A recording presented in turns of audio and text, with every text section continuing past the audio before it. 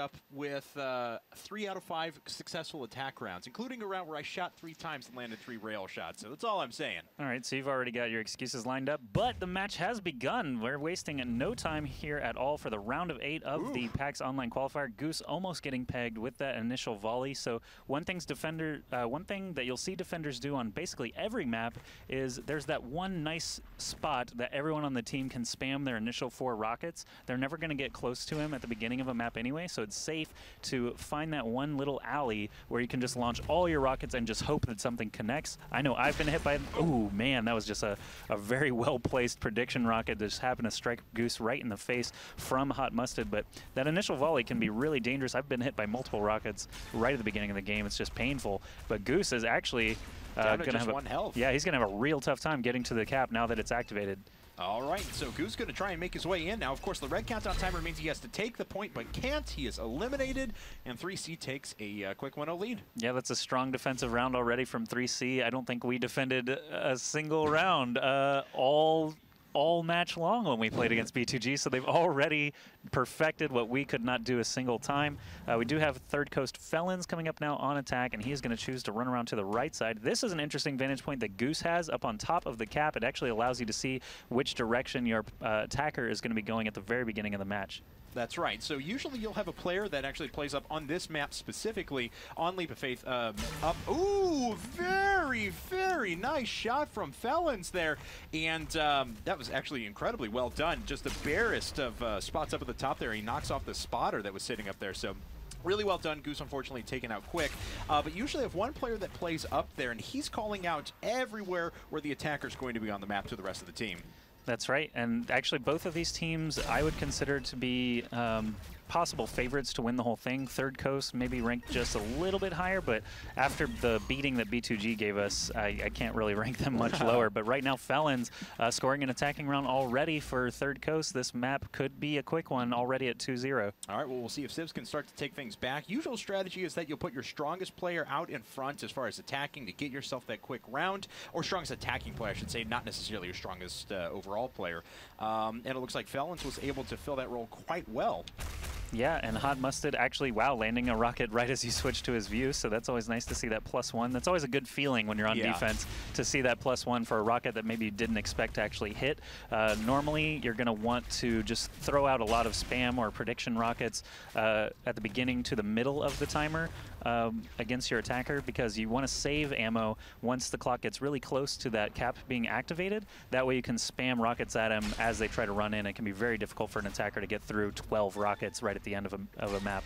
Oh, there we go. So Sibs actually taking a shot back there. We can look at Pop Trunk's views. He's waiting for his opponent to just kind of run around the side. Sibs, though, has a pretty good spot. Initially, he picked off one of his opponents pretty well. Ooh. Oh, but runs right back into a prediction rocket, and 3C is out 3-0. Oh my goodness, Third Coast already making this look easy against the guys that we didn't defend a single time. I'm just feeling worse and worse as this match goes on. But again, Third Coast has a very strong roster. I know that a couple of the teams that signed up have actually some tournament experience already. This is not the very first North American online qualifier, of course.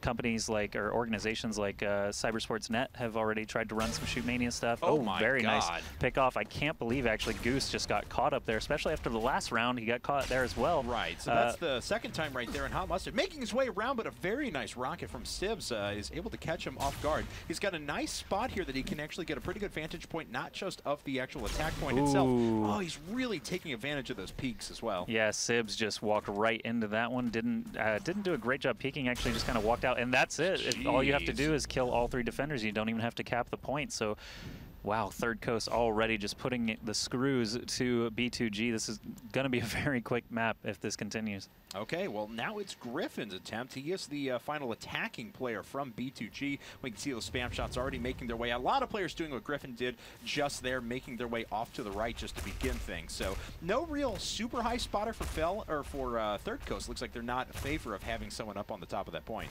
That's right, and 3C, I mean, they're not making the mistake that Goose did, actually. They're not lingering up there a little bit too long so that they can just get picked off from the sides. Those gates up there actually do prevent lasers from going through, but there are a lot of sort of exposed areas that the attacker can get into. So right now, Griffin sitting pretty comfortably, actually, already picking off a defender without losing any armor. So he has about 5 seconds before the cap gets activated. Now the tricky part is going to be getting in there after the cap is live and trying to cap the point. He's down to only 2 armor now. Oh, it goes down. So a quick 5-0 now for Third Coast. They're actually just one game away. They're on match point now until the, or I should say round point, for the next seven rounds. Wow. So match. 5 rounds. We'll say match point because round would be you know already set being point. at 2 That's maps. what I was looking for. Boom. That's those tennis terms coming back. This is not tennis. It's love all. It's love 5. I don't get it. Anyway, love is not a number. It's an emotion. Anyway, Pop Trunk is actually the captain of Third Coast, and he's the guy who like registered the team and all that. So we'll see if he can close things out here for Third Coast in pretty extraordinary fast fashion here.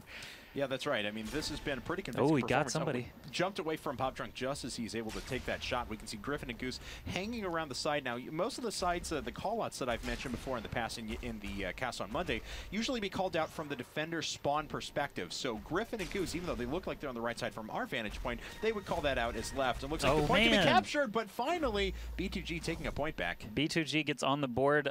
Those rockets do actually physically move the attacker. So if you jump up, if you're an attacker and you get hit by a rocket, you will bounce back a little bit. If the rocket lands at your feet, it'll bounce you away a little bit, and it looks like b2g actually coordinated a couple of shots to launch him in the air and finish him off. Goose is actually using a route that we have not seen yet in these cave network. It actually pops you up behind the defender spawn area or near the defender spawn area, so you can try to get behind the defenders completely and shoot someone in the back. That's all right. There he did exactly illustrated my point there. Thank you, Goose. We appreciate that. Now he's back at the front, though. All right, so Goose just waiting back, and sometimes players will exploit this high ground right here, which it looks like Goose is going to do. You're in a relatively narrow point, but you have pretty good advantage of the rest of your opponents. So. All right, so one of the Third Coast guys actually spotted him hopping up there, so he's not going to get the advantage he was looking for. Sometimes you can get up there undetected. It's kind of rare, but once you get it, it's very nice. He's trying to get on the goal, but like I said, the rockets will pop you off. Oh, but he still gets it. All right, Goose picking up another point for b2g, making it not as embarrassing. Let's see if Felons is going to score that all-important attacking round. And it is a little bit harder to land an attacking round compared to a defending round when you're on an even playing field, just because that's right. Ammo essentially is the limiting factor. Right. I mean, yes, you have those guys with just impeccable rails that seem like they're always able to land every shot, but you know, nevertheless, the aggressive defending teams at the highest level, especially in the European scene, seem to do incredibly well. That's right, and you can get rushed down very quickly, as I was victim to on Monday a number of times against b2g, so they're not afraid to do that rush down defense if they feel like a player is maybe a little bit weaker on the rail. But essentially, as the timer counts down towards 0, your attacker only has 1 laser that has to recharge before he can fire again. The defenders have so many rockets that they can just launch volleys at, and it looks like Felons is probably not going to be able to get up to this cap. He hasn't picked off anyone yet, and he's down to only 1 armor. It looks like he's getting hit. He's just barely evading those rockets. Man, they're so close by his face there, but he only has 4 seconds, not likely. And it's usually that moment right as the countdown is going to the very, very end that you actually save a few rockets, because even if you're not going to hit them, once they rush that cap point, it's only a couple of seconds to be able to take control of it. So usually you'll throw a rocket right at their feet, pop them up in the air. Even if you don't make contact with them, you usually knock them off of the control point. Then they're in a predictable downward fall. You can hit them there, or at least force them off for the time being. Yeah, if you can keep them off the point long enough, you don't even have to kill them. You can just let the time expire. So that's the strategy there. Sibs trying to actually almost tie things up now. It's 5-3. They've fought their way back from 5-0 so far. So Sibs, if he can keep this going, if he can win this attacking round, it'll keep going. Otherwise, Third Coast is going to win the map, and we'll move on to the next one. But Sibs getting really close. He needed that rail. If he had missed that rail, it would have been really tough with the amount of time that we have remaining here. Another great rail. Sibs is coming back for b2g now. It's just one-on-one. He's got 3 armor. Well, yeah, trying to make his way through now. It still lands the last shot. Doesn't even need to capture the point, and Sibs has brought it back 5-4. One more round, and b2g will actually tie things up, but Mustard, as we remember, the first go-round actually had a pretty great attack round, so it's going to be difficult for b2g. Mustard did land all 3 of his rails in that first attacking round, so this could be a repeat performance and would send them onto a 1-0 map score, but b2g making it interesting. This could be the first reverse all kill that we've seen in the IPL Shootmania cast so far.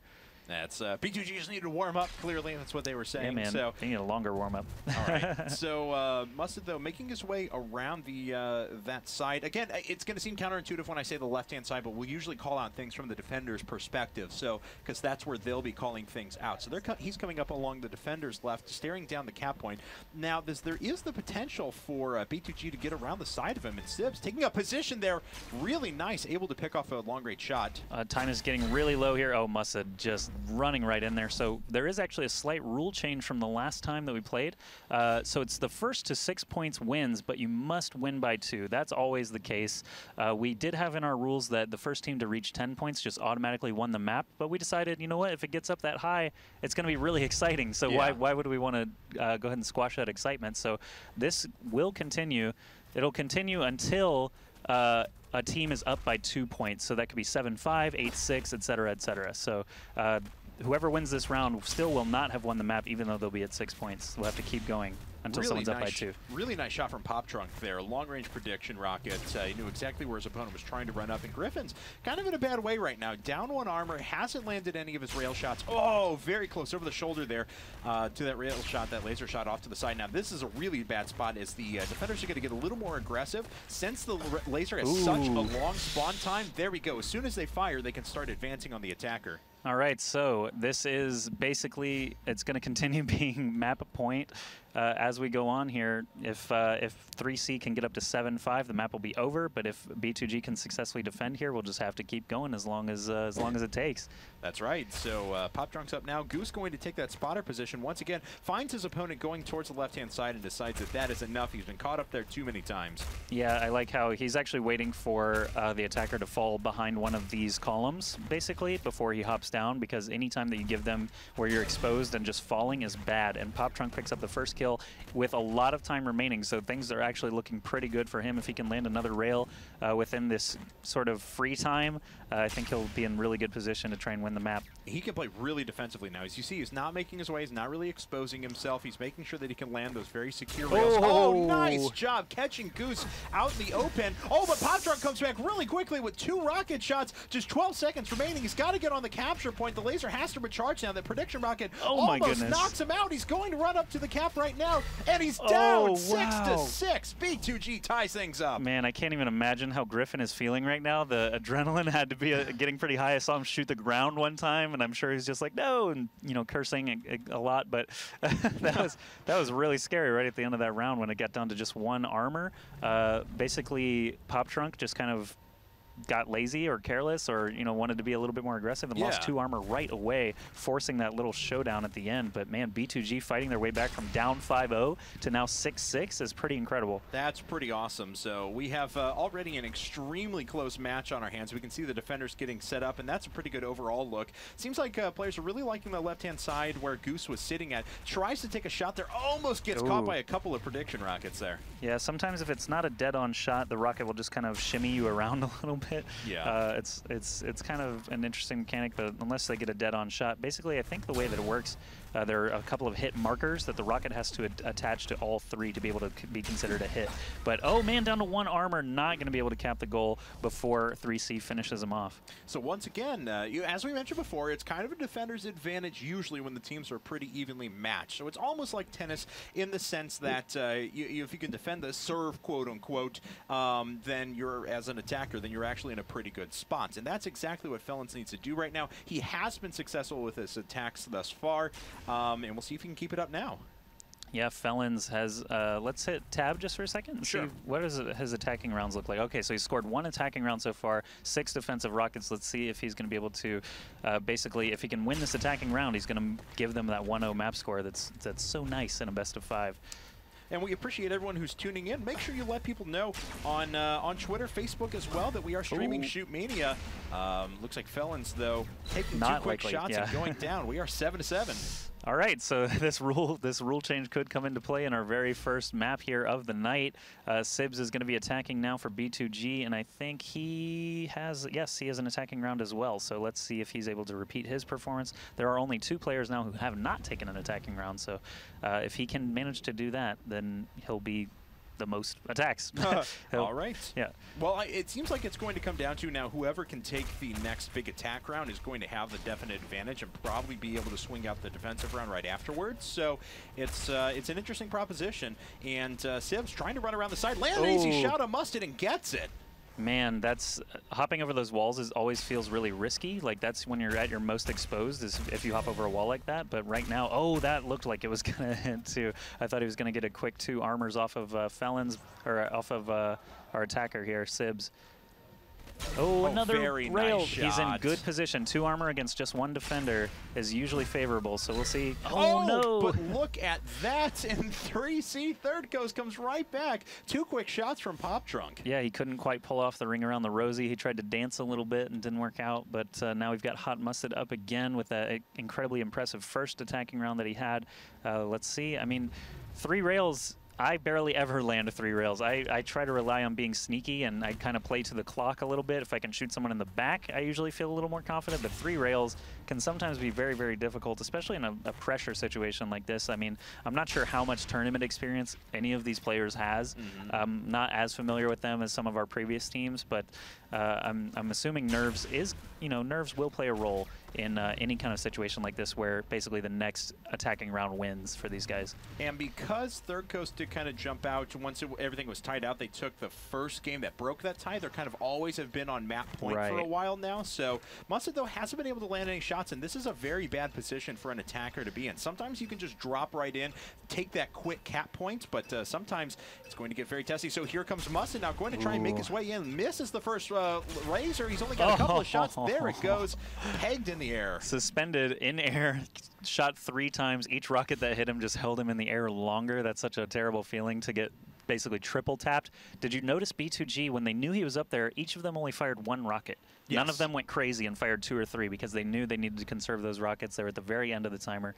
And now Griffin is actually going to try and loop in around his left side, the defender's right side. Mustard does have it spotted pretty well, and seeing that blue laser is basically just the giveaway to the rest of the team that the attacker is over there. So Griffin, will he be able to actually get in and do some work for b2g? They really need to land an attacking round here soon. And we want to mention as well that we are giving away 2,000 copies, beta keys to this game. Head over to go.ign.com/IPL Shootmania and sign up and get yours totally free. So Griffin trying to make his way around the side now. He's in a similar position to where our Third Coast player was last go-around. Not being able to land a rifle there at the beginning is going to allow defenders to kind of just gather themselves up, and when you're in that kind of crossfire, it's almost impossible to try and score a win. We did see someone successfully do that. GLHF scored an attacking round with all 3 defenders still up, and she just kind of ran right in and capped it. That's rare, especially now.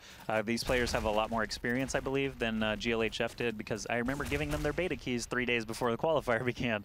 Also, I mean, these guys actually scrim and play against each other and stuff. We caught Third Coast actually playing a scrim on this very server right before the match began, so they are freshened up. b2g, like you said, just need to warm up a little bit. They took that 0-5 deficit and turned it now into an 8-9 barn burner.